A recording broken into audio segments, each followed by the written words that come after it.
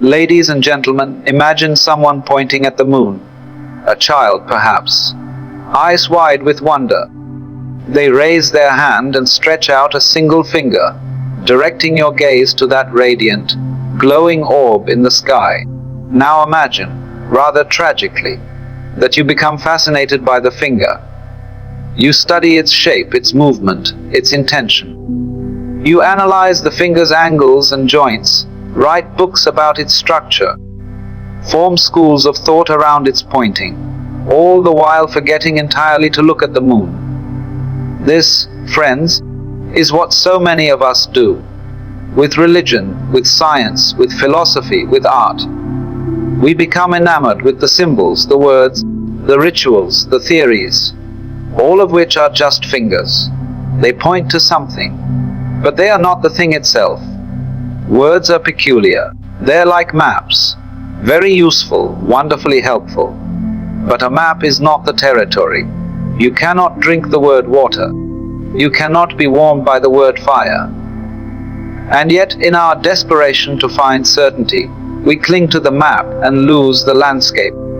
We idolize doctrines and forget the divine. We chase definitions of love while missing the heartbeat of the moment.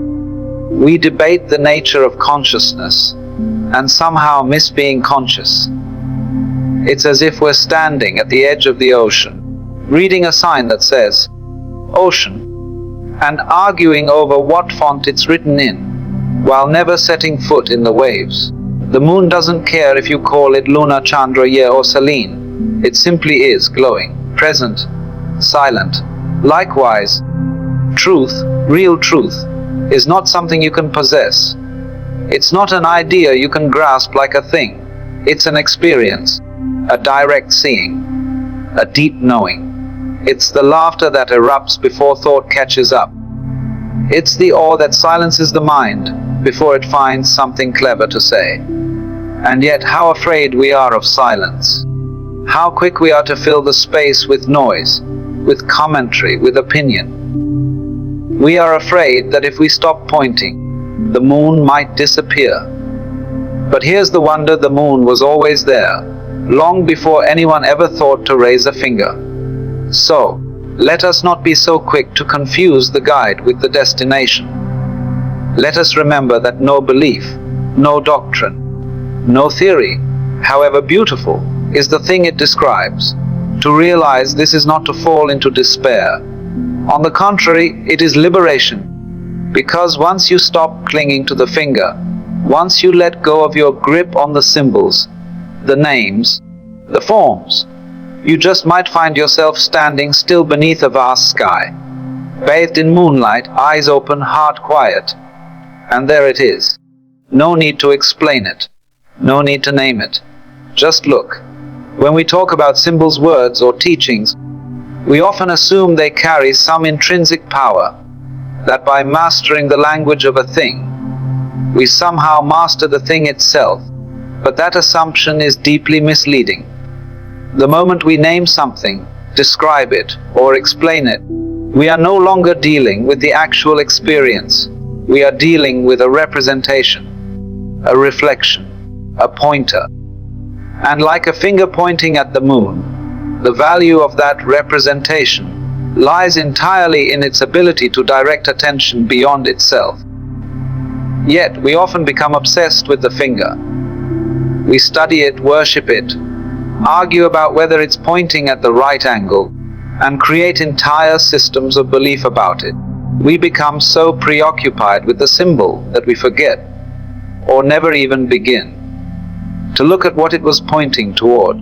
This tendency shows up everywhere in our lives. In religion, sacred texts and rituals are meant to draw us into direct communion with the ineffable, but instead they become objects of devotion in themselves. In science, theories and models are designed to describe the natural world, but people sometimes mistake the models for reality itself. In philosophy, concepts are tools to sharpen perception, but they can easily become prisons of abstraction when mistaken for final truths. Language, in particular, is one of the most powerful and deceptive symbols we use. Words create a sense of solidity. Where there is fluidity, they chop continuous experience into labeled fragments, suggesting clear divisions and definitions where, in reality, things interpenetrate and flow into one another. When we hear the word tree, for instance, we immediately conjure an image, an idea, a category. But the actual tree, the living, growing, shifting phenomenon rooted in soil, dancing in wind, basking in sunlight, is far more than the word tree can ever capture.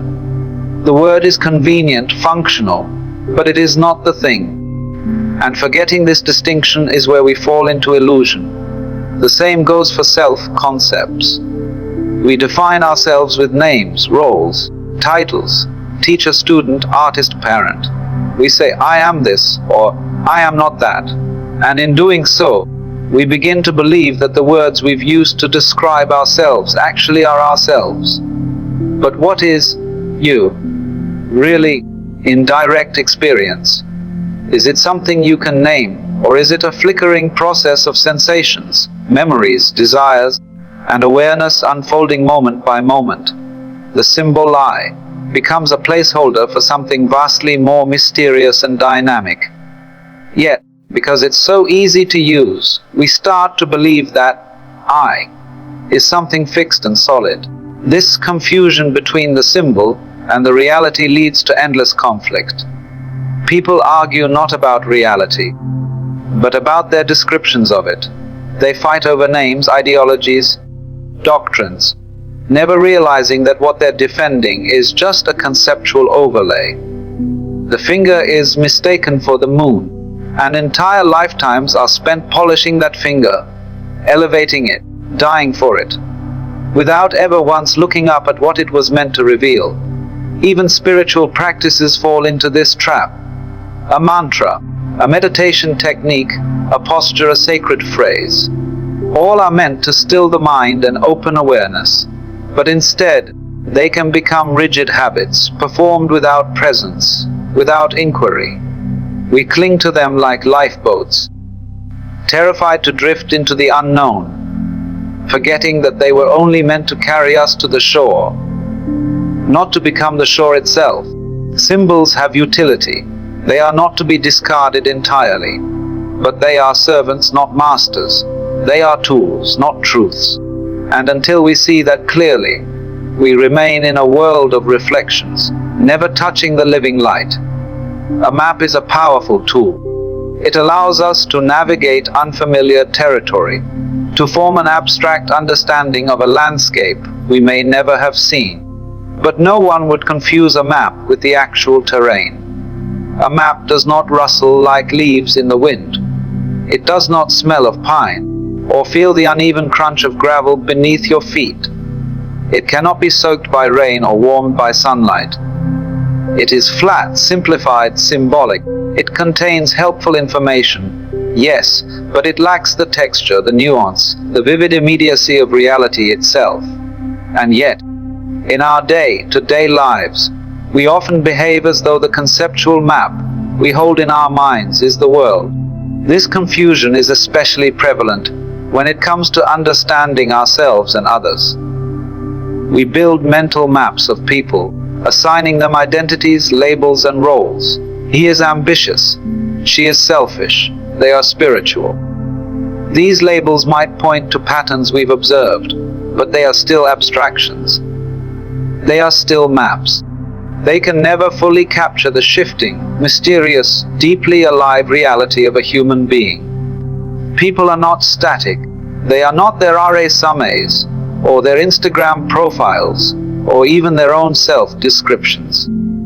But when we relate to these mental representations, as though they are the person themselves, we stop truly seeing them. We interact with the map, not the terrain. The same is true for how we understand experiences. Say you go to a waterfall. Before arriving, you might have seen photos online, read travel blogs, or heard people describe it in glowing terms. You've already built a map in your head, perhaps one filled with expectation and excitement. But when you actually arrive, the experience may be entirely different.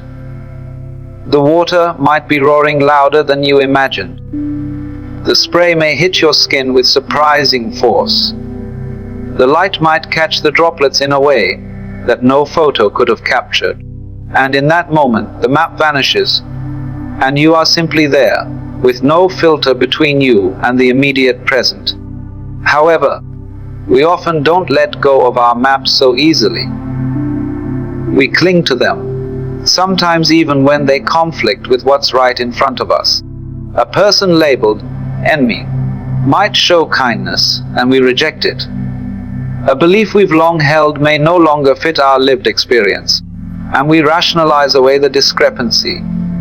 The mind resists changing the map because it seeks stability, control, predictability.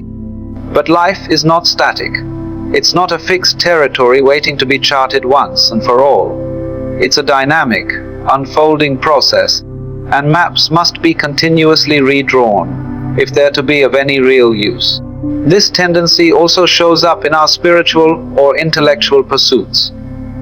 People read books, attend lectures, memorize quotes, and accumulate impressive mental frameworks. They become experts in the map.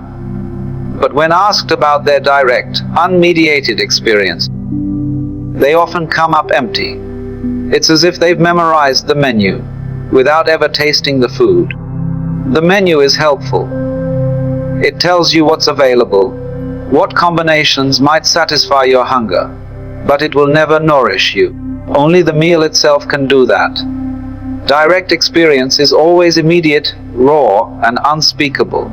The moment we try to describe it, we've already left it behind. Words can point, but they cannot contain. Thoughts can gesture toward truth, but they cannot replace the living pulse of presence. To rely solely on the map is to remain in a second-hand world, one step removed from the real. It is a comfortable place, perhaps, but not a fulfilling one. Only in stepping beyond the conceptual, even briefly, do we encounter the full mystery of existence, not as an idea, but as a felt reality. Truth, in its most essential form, is not something that can be captured by language. Words can describe, point, suggest, but they inevitably fall short of the thing itself. They are like shadows on the wall, cast by something real, yes, but not the real thing. The moment you try to explain truth in words, it slips away, as if resisting being held in the net of concepts. It is like trying to bottle the wind or paint a fragrance. You may get close, approximate it, evoke something, but the essence always escapes. Language is linear. It unfolds one word after another, bound by grammar and structure. But truth, especially the kind we are speaking of here, the truth of being, of presence, of awareness, is not linear. It is not a sequence of thoughts or events. It is whole, immediate, and indivisible. It reveals itself not through explanation, but through direct contact, through a kind of inner silence where the usual chatter of the mind drops away. And in that space, something is known, not in the way we know facts, but in the way we feel the warmth of the sun on our face, or hear the hush of snowfall in the night. It is a knowing without the knower. This is why the most profound moments in life are often wordless. Standing at the edge of a cliff, looking out over an endless ocean, sitting beside a dying loved one, holding your newborn child for the first time. There are no words adequate to these moments. They cannot be translated into definitions or theories. They transcend the categories we usually rely on to interpret the world. The mind may try to label them, but the heart knows that something deeper is occurring, something that is beyond the grasp of intellect. In many spiritual traditions, this is acknowledged through practices of silence, stillness, and presence. Meditation, for example, is not about acquiring knowledge in the usual sense. It is about letting go of the compulsion to label and control, to rest in a space where no words are needed. In that space, truth is not taught. it reveals itself. It is not separate from you. It does not arrive as a thought. It is already there, already shining, already known, but it is obscured by the constant noise of mental activity. The irony is that we often chase truth through more words, more books, more teachings, more philosophies. We keep hoping that the next idea, the next insight, will finally complete the puzzle. But truth is not an idea to be acquired. It is the ground upon which all ideas arise. It is the silence between words, the stillness beneath motion, the awareness in which all thoughts appear and disappear.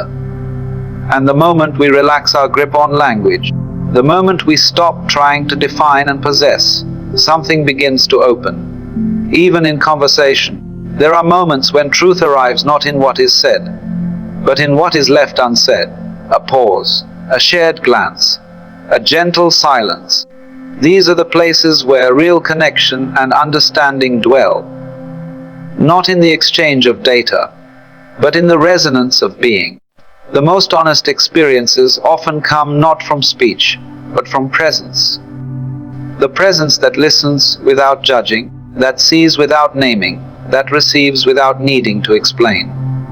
To encounter truth, then, is to become quiet enough to hear what cannot be spoken, to feel what cannot be described, to know without needing a reason. And in that quiet, something ancient and alive stirs. Something that has no name but is more real than any name could ever convey.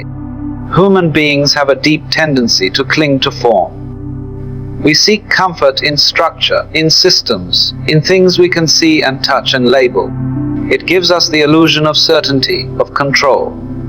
The rituals we perform, the beliefs we uphold, the identities we wear, all of them form a kind of scaffolding that makes the world feel manageable.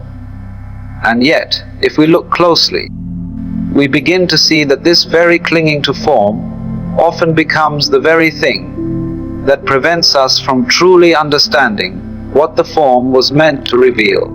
A form is a vessel. It is not the content. A gesture, a word, a symbol. Each of these can carry profound meaning, but they are never the meaning itself. A statue of a deity is not the divine. A sacred book is not the truth it points toward. A meditation technique is not the state of awareness it invites. But it is so easy to become attached to the outer shape of these things, especially when they've brought us a glimpse of something deep. That first glimpse is powerful.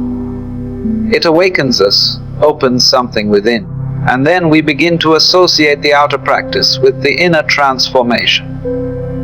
Slowly, subtly, we begin to worship the form, rather than what the form was pointing us toward. This is how traditions harden. What begins as a living, spontaneous expression of insight becomes codified into systems, rules, and dogma. The robes, the chants, the rules, the hierarchy, all of it may once have served a purpose. But when they become ends in themselves, they obscure the very light they were meant to channel. We find ourselves reciting words we no longer feel, performing rituals we no longer understand, defending beliefs we have never personally questioned. And all the while, the living truth slips by unnoticed. This isn't limited to religion or spirituality. It's present in every area of life. In relationships, we cling to the idea of how a partner should behave, or what a successful marriage should look like, rather than seeing the person in front of us clearly, moment by moment. In art, we mistake the technique for the vision. In learning, we memorize facts without understanding their essence. The form becomes rigid, hollow, lifeless, and yet we cling to it, because to let go of form feels like stepping into the unknown. But the unknown is where truth resides. Form by nature is fixed. It is the past. It is yesterday's expression of today's mystery. It can be beautiful, profound, and useful, but only if we hold it lightly. When we cling to form, we try to contain the uncontainable. We try to freeze a moment of insight, Forgetting that truth is not static. It moves, it breathes, it evolves. It asks us to meet it freshly, with open eyes and an unclenched mind. Letting go of form does not mean discarding everything. It means seeing through it. It means recognizing that the true value of any form lies in how well it serves its function, to point beyond itself. A finger points to the moon. The finger is helpful, but if we fixate on it, we miss what it's pointing to. When we hold forms lightly, they become doorways. When we cling to them, they become walls. This insight is both liberating and unsettling. It invites us to remain awake, not just to what we've been taught, but to the living truth that is always present. It asks us to keep our attention on what is alive, not just what is familiar, to see through appearances and listen for what breathes beneath the surface. And in that listening, something stirs that no form can contain. There is a kind of freedom that cannot be given by the world, nor taken away by it. It arises not from accumulating more knowledge or achieving more success, but from releasing the grip of the mind on its endless striving. Liberation, in its most immediate and accessible form, comes not from doing more, but from letting go. Letting go of ideas, of identities, of expectations, of the constant need to understand, define, and control. When this letting go happens, even briefly, there is a shift. The world doesn't change, but our relationship to it does. The weight of effort drops away, and in its place comes a quiet sense of presence, of openness, of ease. This is not about detachment in the cold or indifferent sense.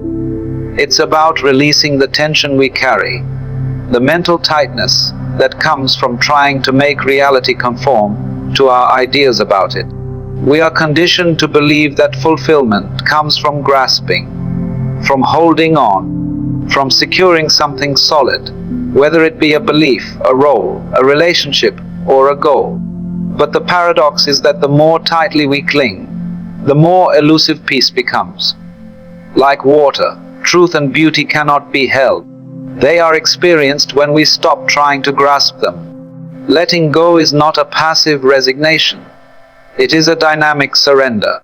It means seeing clearly that control is often an illusion, that certainty is fleeting, and that reality cannot be boxed into the neat categories our minds prefer. When we begin to recognize the futility of clinging, whether to thoughts, emotions, outcomes, or identities, we make room for something more spacious to emerge. In that spaciousness, we find ourselves no longer bound by the past or trapped by the future. We begin to respond to life rather than react to it. Direct experience requires this kind of surrender. It cannot be reached through analysis alone. It emerges when we soften our mental grasp and simply allow things to be as they are. Consider the moments in life when you felt most present. Watching the sun sink below the horizon, sitting with someone in silence, hearing a piece of music that stops your thoughts. In those moments, you were not trying to make something happen. You were not seeking or striving. You were simply open, available, receptive. And in that openness, something true revealed itself, not as a concept, but as a felt reality. Many spiritual traditions speak of awakening, of enlightenment, of union with the divine. These are grand words, often wrapped in layers of mystique. But what they point to is astonishingly simple. They point to a way of seeing and being that is free from compulsive grasping. They point to the possibility of meeting life without armor, without agenda, not detached but fully here, not striving but attentive, not lost in thought but grounded in the immediacy of now. The mind resists this simplicity. It wants to achieve, to attain, to earn its place. But direct experience does not work like that.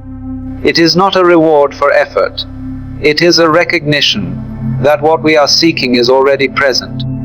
Letting go allows us to see what has been here all along, quietly waiting beneath the surface noise of thought and effort.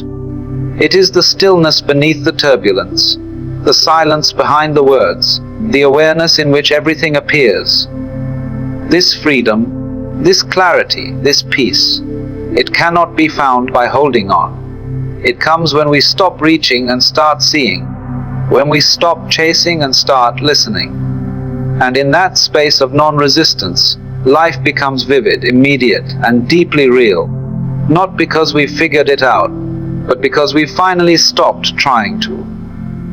To truly see requires more than just having eyes open. It asks for a kind of presence that is rare in a world flooded with distractions, assumptions, and preconceptions. Most of the time, we don't actually look. We scan, we interpret, we compare. We look through the filter of what we already believe, what we already fear, or what we hope to find. We project past experience onto the present moment and think we've seen clearly, when in fact we've only confirmed what we already think we know. But looking, really looking, is an act of courage. It means facing things as they are, without distortion. It means suspending judgment, setting aside the desire to categorize or explain, and simply being with what is unfolding. This kind of seeing doesn't belong to the intellect. It belongs to a deeper faculty of awareness. It is not about what you think you see, but what reveals itself when you stop trying to define or grasp it. The moon, in the metaphor, is the truth. It is beauty, reality, presence. It is what is. The finger is the symbol, the method, the teaching, the concept. If you want to see the moon, you must be willing to look where the finger points, not at the finger itself. This sounds simple, but it is profoundly challenging. We are often so enamored with teachings, practices, systems of belief, or our own mental stories, that we forget to turn our gaze toward the thing they are directing us to. We think that understanding the map is the same as walking the terrain. We think that reading about love is the same as being in love. We think that knowing the word, truth, means we have touched it. To be willing to look is to drop all the second-hand knowledge and come into direct contact with reality. It is to put aside the books, the doctrines, the arguments, and stand quietly with what is happening here and now. No philosophy can replace the immediacy of experience. No explanation can substitute for the taste of what it means to be alive in this moment. It requires an inner stillness, a watchfulness that doesn't try to impose meaning, but lets meaning arise on its own, if it does at all. Most people are not truly willing to look.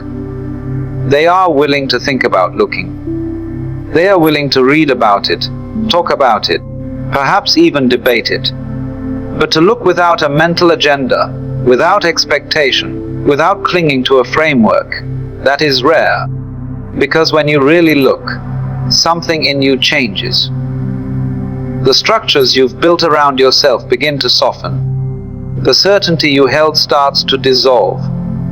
And that can be uncomfortable, even frightening. But it is also the doorway to something authentic, something immediate, something no one can give you, and no one can take away. Children do this naturally. Before they are taught how the world is supposed to be, they simply observe. A leaf fluttering in the wind, the shape of a cloud, the sound of rain on the roof. These are not trivial things to a child.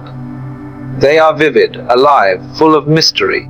That capacity to see with fresh eyes, without interpretation, is not lost. It is only covered over by layers of mental conditioning, by years of being told what is important and what is not. To be willing to look is to return to that openness. It is to engage with life not as a problem to be solved, but as a presence to be encountered. It is not passive, it is deeply engaged. It is not about tuning out, but tuning in. The more you look, the more you realize that the ordinary is not so ordinary. the familiar begins to shimmer with strangeness and beauty. And in that shift, you start to see not just with your eyes, but with your whole being. And so, the invitation is simple but radical: to look. To turn your attention not to the symbols, the teachings, or the interpretations, but to what they are pointing toward. To pause, to soften the grip of thought, and to meet reality as it is, with eyes unclouded by expectation. Because the moon has always been there, quietly illuminating the night sky, waiting to be seen. Not understood, not explained, just seen. And when you truly look, without reaching, without naming, something within you recognizes it, not as something separate, but as something profoundly familiar. A homecoming beyond words. So look, not just with your eyes, but with your presence. Look, not just outward, but inward. Look until the looking itself dissolves, and all that remains is what has always been shining, silently, patiently: the moon.